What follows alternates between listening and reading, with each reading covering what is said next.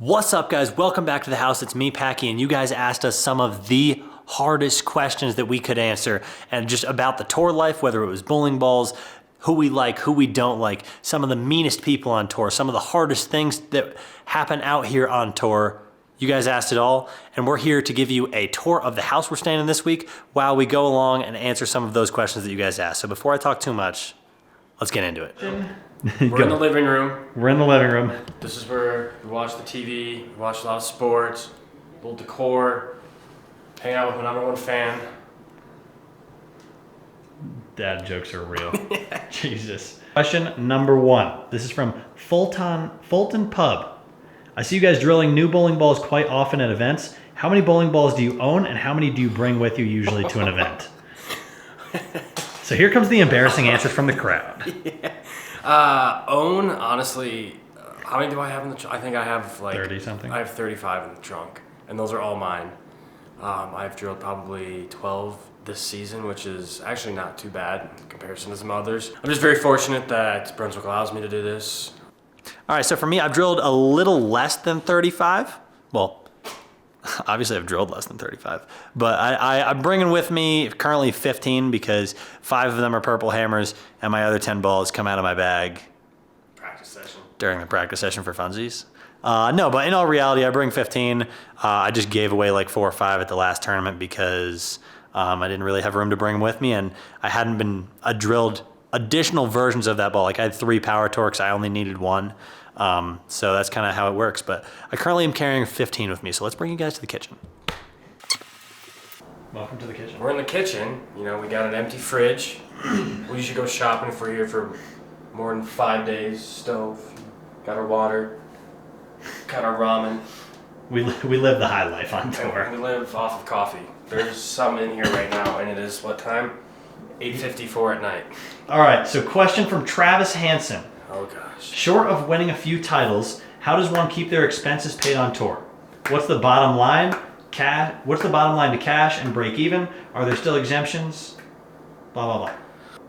But it's nice to get into a house and split it amongst us. Like World Series, I mean, the number was probably, we were in for 2,000 is probably a With entry, with entry, food. food, house, everything. That's probably a good estimate. So I cashed for 3,500. You can do math there. With the potential, you know, with what Packy did, he made, you know, multiple shows, got incentives, blah, blah, blah. But when you get a bunch of group of guys that stay together, it minimizes the expenses a little bit. Yeah, so for us, we like to split housing. We like to cook a little bit, and that's why it's cheap. So like Nick said at the World Series, it was 2 weeks. I think my total hotel expense was $900, and it only would have been 1 week if I missed the cut, which would have come out to like a $400 hotel fee. But then after that, we're looking at, you know, if you cash in one of the events, only one, and not the overall big cut. So if you cashed in one of them, it would have been $1,500, which would have come close to covering the expenses. And that's if you cash and lose in the round of 16 of match play, or the round of 16 bracket. If you cash in the big boy cut, it was $3 grand. So that would have made you a little bit of money, but in all reality, cashing out here usually breaks you even or makes you a little bit of money. Most tournaments are $1,500 minimum to cash. Some are $2,000. And then after that, making money is all depending on really just how deep you can run in the tournament. Get roommates. You can't do it on your own. Yep. All right, next room. Should we go to my room? Yeah, let's go to where the magic happens. Yeah.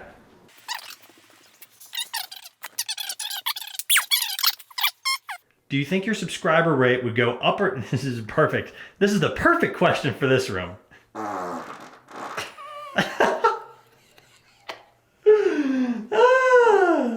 Do you think your subscriber rate would go up or down if Nick kept his shirt on?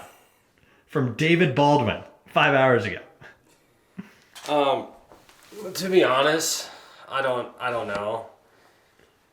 But you should subscribe because Nick took his shirt off. It smells so bad. I don't know. Let's find out. Let's see how many subscribers we gain. I took my shirt off. So you should run it up to 50K? Yeah, let's run up to 50K. You know, it's gonna be right here, right? Maybe is that the trick that the Yeah, YouTubers right. do? You just point wherever and I'll put it all over the screen. right there. You know. Ding, ding, ding. All right, let's try this. All right. We'll All right. timestamp that, and I'll see how many people subscribe after this point. You want to go upstairs? Yeah, we'll go upstairs. Let's go upstairs. Elevation is real, so we might get winded running up these stairs. But you know, I'm a top physical athlete, so I probably won't. It's just Packy. Gonna be Prather's room. Whenever he gets here. Gotta bowl on the shark pattern the next 2 weeks. I do not use urethane, right-handed one bowler. Any suggestions for me? This is from Lori D. Heath. If it's that 48-foot one, I would keep your angles as close as possible. Try and, you know, trap, I don't know if you're right-handed or left-handed. Right-handed, trap the 1-3, left-handed, trap the 1-2. Make your spares, even though I'm teammate bagger. Boom. Make your spares, keep your angles tight. Yes. Tight! Packy's room. Is how do you choose which bowling balls to bring with you?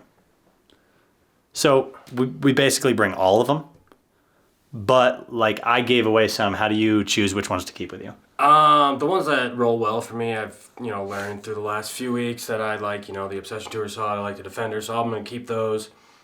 And then just bring them with me from tournament to tournament. And then if I need to freshen them up, I'll just go and drill new ones. That's fair. So my question to you is how many balls are you going to bring to the Masters? Because you're flying to the Masters. You have 35 in the car. It's easier to bring a lot when you have a car. Yeah. That's why a lot of guys have trucks. How many are you bringing to the Masters? I might only bring 9, maybe 12. I might put 3 on transport, and then I have status with Delta, so I get to fly with 9. So Delta, hit us up with some upgrades. Sponsor us. If any of you guys work for Delta,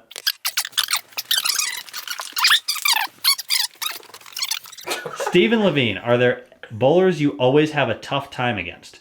Like match play, TV, are there bowlers that just you have a tough time beating? Maybe they get in your head a little bit, or maybe they just beat you all the time. You beat him. No, Matt McNeil, it's done. At Matt McNeil, where you at? Easy dub. Hey, Matt. I want to say Christopher Sloan. Yeah. You have a tough time against Sloan? He's so good. He can get in your head very easily. You know, we like both to go left and like swing it, right? So, I mean, if the guy maybe it's hard time again. Chris Sloan, if you're watching this, you're a psychopath. Nick, what about you? Any bowlers you have a tough time beating? I don't know. I mean, Belmo might be one just because he's Belmo.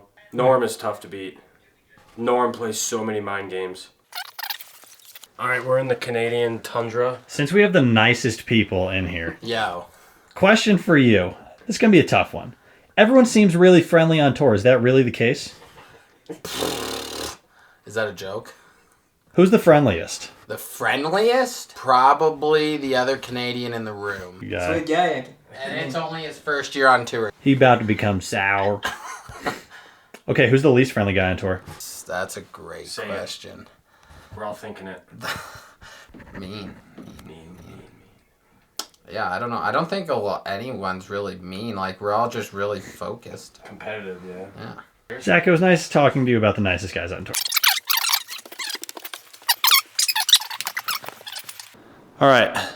So we're back in the living room, and we have one final question from Karen Barrows.